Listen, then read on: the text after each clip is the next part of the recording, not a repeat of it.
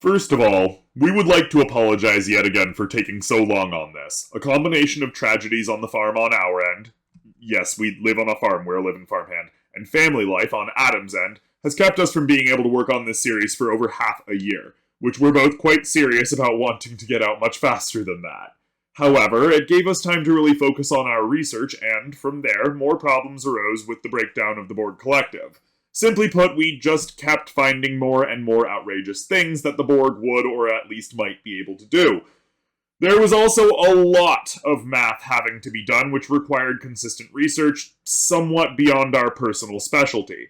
That being said, with the holidays finally over, the wet season forcing work to slow down at the farm, and all manner of other things being generally settled, we can return to this series and give you all what you've been asking for. To be honest, we're very small potatoes in this community at large, but we were surprised at how many comments we got asking if we were going to continue this series. Rest assured, we and Adam have decided together that this series will be going on for quite a long time. We have no intention of simply ending it after the breakdowns with a quick and easy description of how the Borg or 40k universe would win, and leave it at that.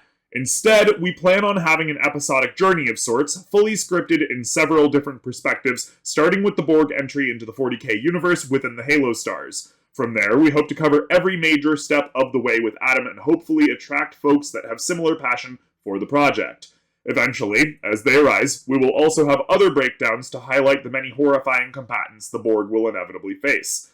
For now, welcome back, attractive and well-educated watchers! Today we're returning to our long-term series, which we'll be calling BorgHammer with Adam Skeptic. Last couple videos we discussed at length Warhammer 40k's Imperium of Man, the biggest and most directly representative power in their universe. This time around, we'll begin a comprehensive breakdown on their soon-to-be enemies. Today, exploring the most consistently powerful antagonist in the entirety of their own universe, the Borg Collective from Star Trek. As always, we have our more technically minded partner in crime, Adam Skeptic. Feel free to say hi, Adam.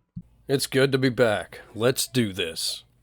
For a bit of a disclaimer, while we are not using the Borg Collective post-2380, especially since the Jurati Collective requires so many assumptions, we will be using facts relating to the artifact from Star Trek Picard, since the artifact is an early 2380s Borg cube design, and is probably therefore representative of the cubes we'll be using in this particular breakdown. Furthermore, its general nature as a 3x3x3 kilometer titanium death machine simply gives more information to work with, so we'll be using fleeting Picard references and clips as general information. Nothing too specific, just the things we can feasibly extend to other cubes in the collective: durability, size, internal space, layout, resources, etc.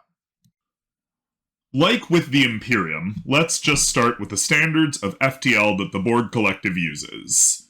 Post-2380, the Borg get around with a standard-issue transwarp coil. Able to bore transwarp conduits through subspace using these coils, any Borg ship can fling themselves across the galaxy at roughly 1 to 10 million times the speed of light without external intervention. Using a stolen one of these coils, the USS Voyager was able to travel 20,000 light-years in just a few days in Voyager Dark Frontier. Borg transwarp coils provide speed enough to keep up with and even tow ships like Voyager across the Delta Quadrant considerably faster than those ships would be able to travel by themselves. More importantly, provided a transwarp hub, the Borg can travel across the galaxy in mere minutes. See Voyager Endgame, showing off an impressive 30,000 light-year jump in about 5 minutes. Even without a hub, individual Borg ships can use their transwarp coils to travel across the known galaxy in days to weeks. While it's easy to consider that the Borg Collective has access to more mainstream warp technology, as seen in Starfleet, they clearly get around a lot faster by transwarp. As far as ships go, of course, we have the Cube. These are the workhorses of the Borg, the most common ship of the Collective, designed for assimilation and combat. 6 sides of sexy sameness. Perfection, right there. Able to crash into a planet completely unpowered and unprotected and be just fine, these 3-kilometer cubes have no discernible anatomy compared to normal ships, and hold an eerie green glow that is sure to confuse and intimidate as they come onto anyone's view screen. Sadly, we don't have much to go on for Borg cube stats personally, but we can assume almost all Borg technology is almost certainly better, quote-unquote, than nearly all technologies the Federation has on hand across all metrics. Because of this extremely loose comparison, you'll have to forgive us for being relatively nonchalant about their power ratings. As a general rule, assume that we'll be adding about 20% to any and all known maximum statistics for Borg technology when compared to the best that the Star Trek universe has to offer. If the best showing of Star Trek weapons we have puts their range at 100,000 kilometers, we will assume that the Borg Collective can manage around 120,000 kilometers for their own range, etc. The Federation's first contact with the Borg was messy. Q slammed the Enterprise D into the Delta Quadrant to prove a point to Picard that they were not ready for what they were going to face, and by they, he meant the Federation. Picard then straight ignored a warning from Guinan, a Delta Quadrant native, mind you, who had dealt with the Borg, and her advice was to just beat feet back to Federation space, but Picard decided to get his exploration on. The Borg carved into the Enterprise like a metal turkey, and it took a lot of no, don't do that on the part of the Enterprise to stop that. They obliterated a lot of the cube in the process, and it had regenerated about 20% of its mass in 20 minutes. When they eventually started to run, the cube was on that ass, to the point that Picard had to bite the bullet, apologize to Q, and almost beg him to get them back to Federation space. A couple dozen crew members died in the process, and they learned how far out of their depth they were. The Borg were relentless, wearing down the shields and doing what they could to disrupt the warp field to force the ship back to impulse, gradually and unstoppably gaining while repairing at the same time. And that doesn't even begin to cover their ferocity. In the Battle of Wolf 359, a single Borg cube destroyed 39 Starfleet ships and killed or assimilated over 11,000 people. It was such a slaughter that the Klingon Empire was mustering forces to help in the defense, and calling upon the Romulan Star Empire was seriously considered. What's worse, there's no running from a cube, or hiding, because even just a sphere, the lesser ship to the cube, has sensors that can easily reach out to 50 light-years in any given direction as shown in Voyager. That being said, Starfleet sensors already reach out to around 17 light-years, and Voyager's upgraded astrometrics bay could monitor over 3 billion stars simultaneously, which some fool over at the Sci-Fi Stock Exchange estimates to cover out to 2,500 light-years in radius, at least. Mind you, there's no solid information on that, but suffice to say that this Borg-enhanced astrometrics bay was a lot better than the standard sensor range. We can therefore assume that the Borg can detect things accurately out to around 50 light-years, and for all we know, the Borg could have even more potent sensors we just haven't seen precedent for. First and foremost, let's talk Tritanium. While actual showings on screen are surprisingly uncertain, at least we have a specific measurement for Tritanium's strength. Tritanium is specifically, quote, 21.4 times as hard as diamond, unquote, according to Spock in the original series episode Obsession, and we do not doubt Spock. The problem is that, quote, hard as diamond, unquote, is a bit of a misnomer. Diamond is actually quite brittle, for example, and we don't imagine that a simple hammer hitting Tritanium will leave it shattered all over the table. That being said, we've been using generalizations with 40K for the same sort of information, so we're going to be fair here and assume that Spock at the time meant that Tritanium is approximately 21.4 times more durable than the highest strength in Diamond's strongest category across all applicable metrics. This makes Tritanium extremely powerful for standard science fiction settings, possessing enough oomph to survive planetary re-entry and full unpowered impact without any sign of damage or stress. We can see this in Picard Season 1, Episode 9, Et in Arcadia Ego. While we won't be taking much of Picard into account, we think this is a reasonable enough showing to be used, as the artifact is a pretty standard cube to when we're pulling the collective from. Tritanium is also the standard material for the Borg to use in all of its potential applications, from the infrastructure of their drones to the entirety of their ships, to the hilarious megastructures they build in open space hundreds of kilometers wide. Tritanium is so strong that 1 out of 3 Borg cubes were able to survive the wholesale explosion of an entire planet at the hands of species 8472.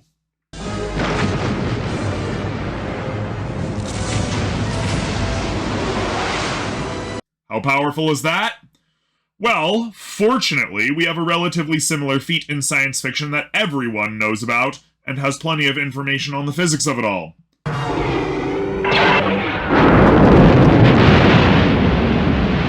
Oh, yeah, baby!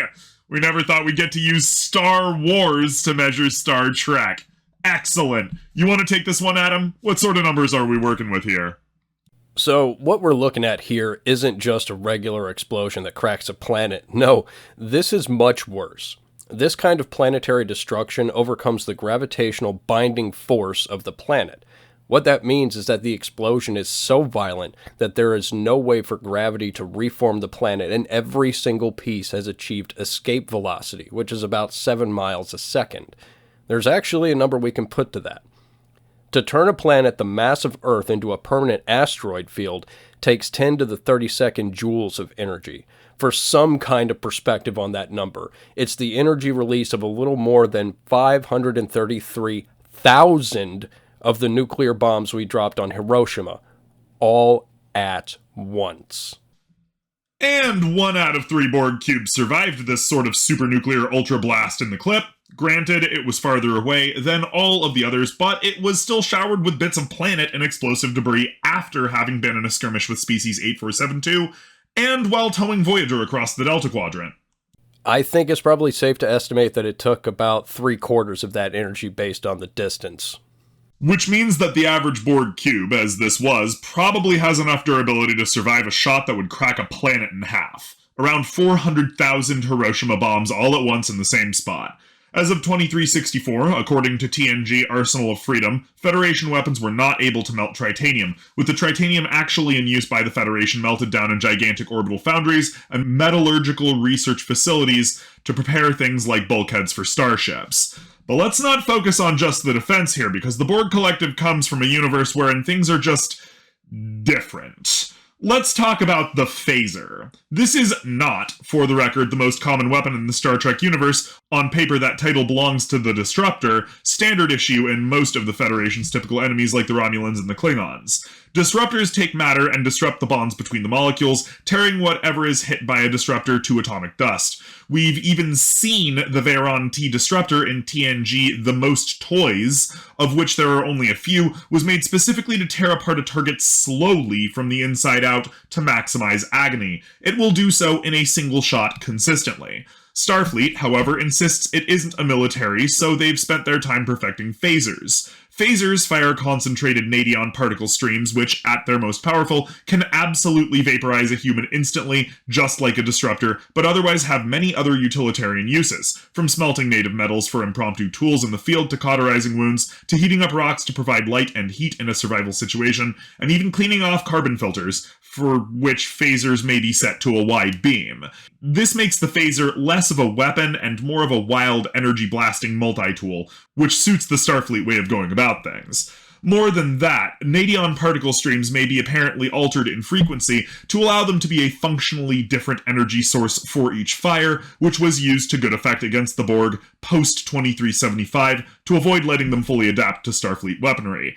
It is important to also note that phasers do seem to be able to hit ships at warp, and fighting has been done between ships in mid-warp before, meaning that they must go at least as fast as light speed. This also makes a lot of sense for the older showings of phasers, which often simply appear as lines between the shooter and target before disappearing just as fast as they arrived. The complexity of phasers and other directed energy weapons in Star Trek has made photonic discharge weapons, aka lasers, largely obsolete by the 24th century, as described in the Next Generation episode Conundrum and the Next Generation episode The Outrageous Okana, where the Enterprise just looked at these lasers like they were literally nothing. The exception to this rule, however, is the Borg cutting laser, which can cut through Starfleet ships like a turkey, like we talked about earlier. The cube has many arrays of cutting beams and all work at maximum efficiency and damage until roughly 80% of the ship has been critically damaged or outright destroyed. A challenge for any enemy that cannot simply destroy a Borg ship outright.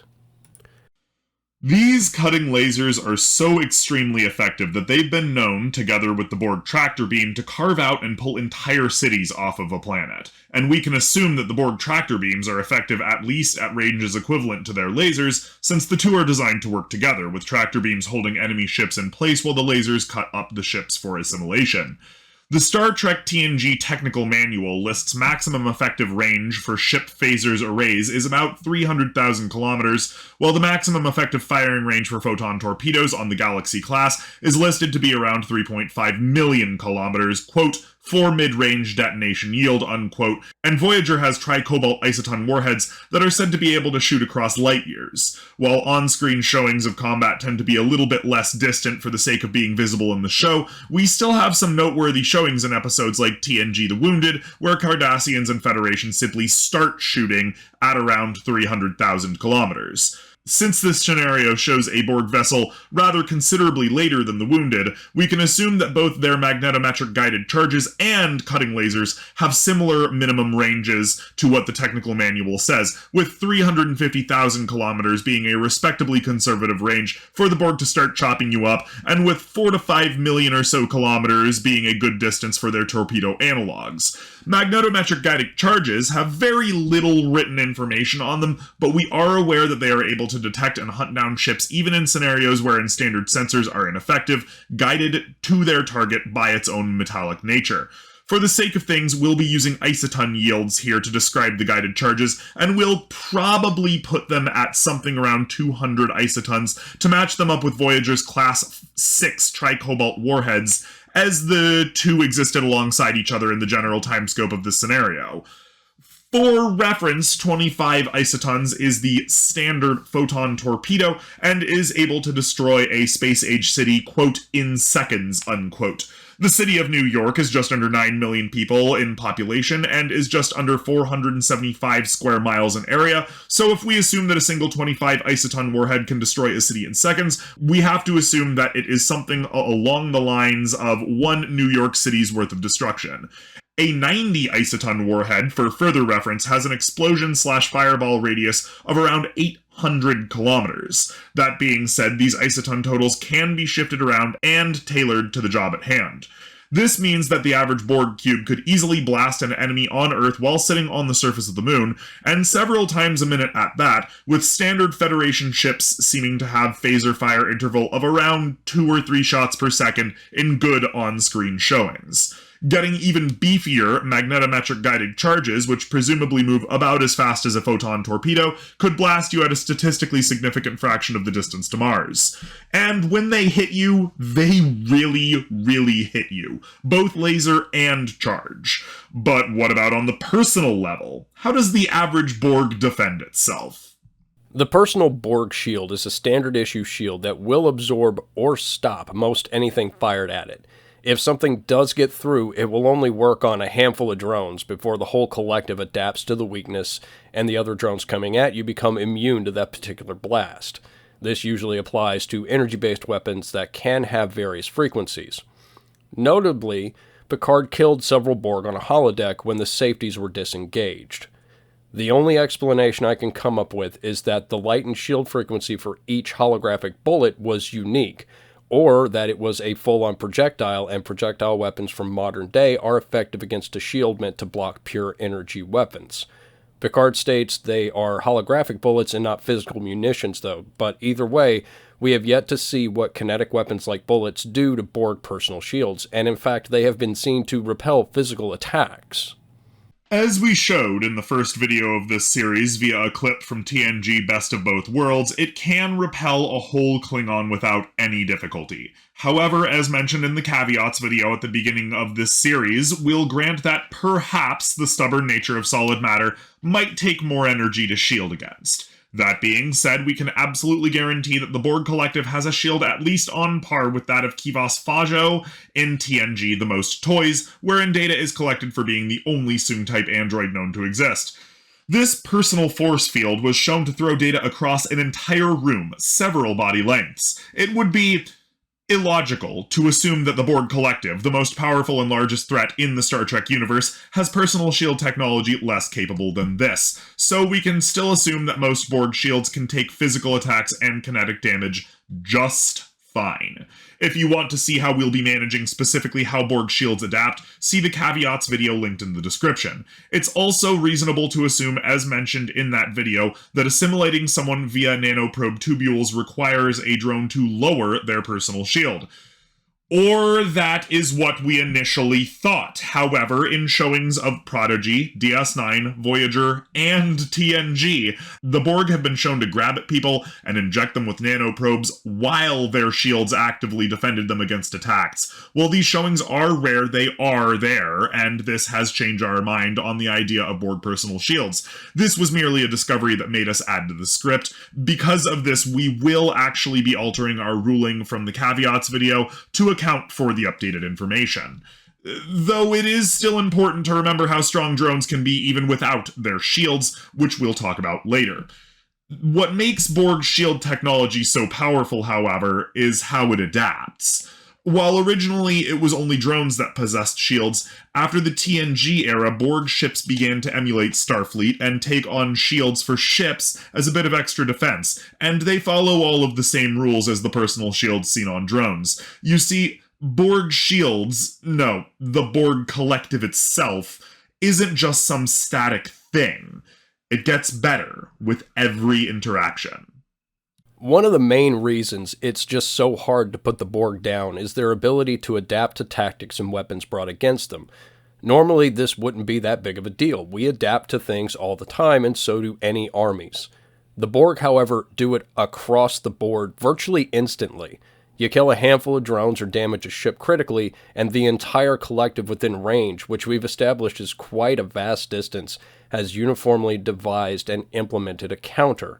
So not only is the energy frequency of the weapon you're using worthless against the drones in front of you, but it's also useless in the next star system when more drones show up on another world you control, at least if that frequency is standard. Starfleet and other spacefaring organizations don't generally have the ability to quickly and efficiently change the standard frequency of their weapons or shields with the kind of speed the Borg are capable of adapting to them. This is especially evident in phasers and phaser rifles, as changing their operating frequency is a process that requires breaking the weapon down in some capacity. After the Borg adapt, you're better off using it as an improvised weapon and hoping for the best. Even the complete and instant destruction of a Borg vessel allows for sufficient data to be collected that the same attack never quite hits as hard. Through various means of technological trickery, the Borg's adaptation can be leapfrogged or stymied for a short period of time, but in the end, the collective is so vast and the processing power within so great that assimilation is nearly always guaranteed for weapons that don't have some special ability or quality that makes them inherently difficult to determine the nature of. Even weapons of total annihilation, like the neurolytic pathogen, specifically designed to completely destroy the Borg's unity in Voyager Endgame, were ultimately assimilated and adapted to completely within mere minutes. And once one Borg adapts to something completely, they all do.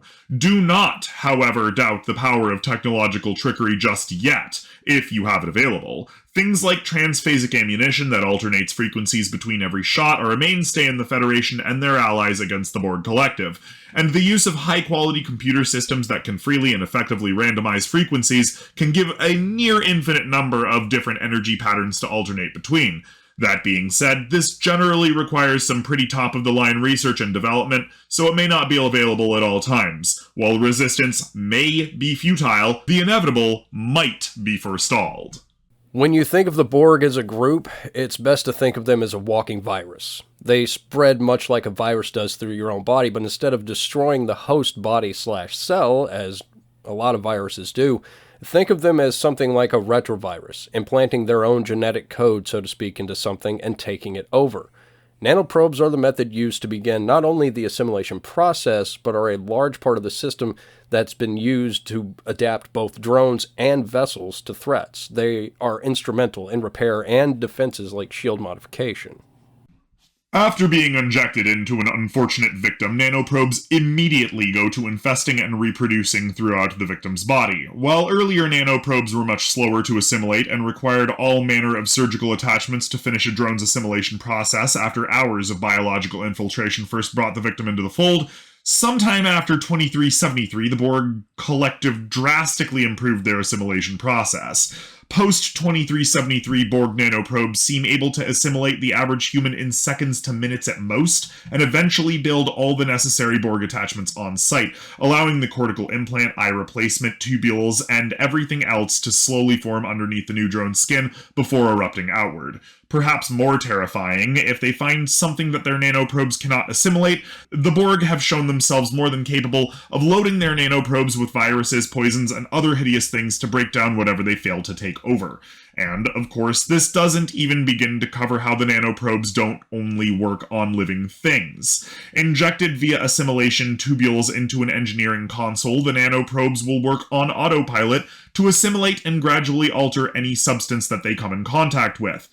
In the context of this scenario, that means they can even slowly but surely assimilate basic materials. The walls of a starship, for example. Given enough time, even a few nanoprobes injected into a strategic location, machine, or person will become billions that will spread out and continue assimilating everything close to them.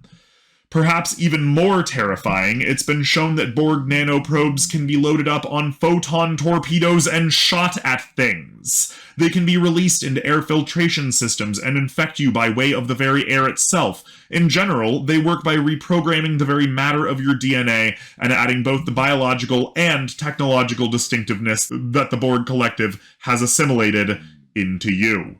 Not only that, but they can heal, such that in Voyager Mortal Coil, 7 of 9 use nanoprobes to bring Neelix back to life after 18 hours of death. They can filter out alcohol and synthahol from the system extremely fast, and they can even be used to strengthen warp fields or recover DNA from radiation and poison. With the nanoprobe on their side, every Borg is a one-man army that can heal, hack, hurt, and assimilate all in one neat package. And everyone that they assimilate thereafter gets all the same standard issue stuff in mere minutes. Now, we mentioned earlier that the Borg will adapt very quickly, not just the ones in front of you, but potentially a star system neighboring where you're at. That's because their communication network is leaps and bounds ahead of anything the Federation or any other species in Trek has. The Hive communicates in real time with any or all drones simultaneously across literal light years. But distance, even with subspace frequencies, is still an issue. Without a high-powered transmitter like the interplexing beacon that was being constructed on the Enterprise East deflector dish, a standard subspace signal would still take almost 200 years to reach from Borg territory in the Delta Quadrant to Federation space. But somehow the journey for a starship across more than 75,000 light-years would take Voyager at max cruising velocity of 9.75, 60 or 70 years. Hold on a fucking minute. Can starships outrun their own subspace signals? Shy, am I seeing this right? It would appear to be so, but then again, Shangri-La ships sort of work like that at their fastest. Ships can travel considerably faster through their engines than lasers or other standards of communication can, and most of the Federation authority uses entangled communication buoys, so why would communication need to go faster than the ships? And, of course, that's how Stargate SG-1 communication works. Transit is far faster than communication capacity, so they just use the gates themselves to send basic radio signals and stuff through. No need to do things the new-fashioned way when ships actually get where they're going faster than your email. We're not saying it's the same way here, but we're sure that there is indeed an explanation. Suffice to say that drone-to-drone communication with the Borg Collective is even faster than that. Absolutely instantaneous, even. Subspace relays. Yeah, sure. Gotta have some way to limit communications for the plot, even though everyone and their mother can talk in real time while one of them is traveling faster than light. Sure. Because fuck physics, that's why. That made my brain twist harder than I thought it would. Regardless, the Borg need not worry about such logistical nightmares, as their ability to communicate with each other across great distances is absolutely guaranteed, even across the distances of some dimensions, such as fluidic space. There have been times, however, when communication to the collective, for one reason or another, has been cut off, as will be the case in this scenario once it begins. All the same, the Borg Collective is obsessive about retrieving any and all lost members. If a single drone is found to be missing, they will find it, and they will retrieve it, and they will assimilate whatever led it astray. Not necessarily. When Ichep and the other Borg kids were stranded in a cube because of a tech disease Ichep brought with him, that entire cube was abandoned by the collective, deemed irrelevant for retrieval, possibly due to the only living members being juveniles and not completely assimilated drones like Q had been from the next generation. If the risk outweighs the benefits, they will cut loose an entire cube. And by cut loose, the Borg Collective would prefer to mean self-destruct, but sometimes that just isn't an option. Information is otherwise transmitted to all Borg drones instantly, and all Borg drones collectively make the decision for that single drone of what is best to do. And, terrifyingly, you're awake the entire time within the hive mind. You can see everything you do. You are aware of the people you are killing and assimilating, and you love it. You feel at complete and total peace with it, even if you academically know that what you are doing is abhorrent and want nothing but for it to stop. It doesn't matter. No one consciousness can resist the whole. Resistance is futile.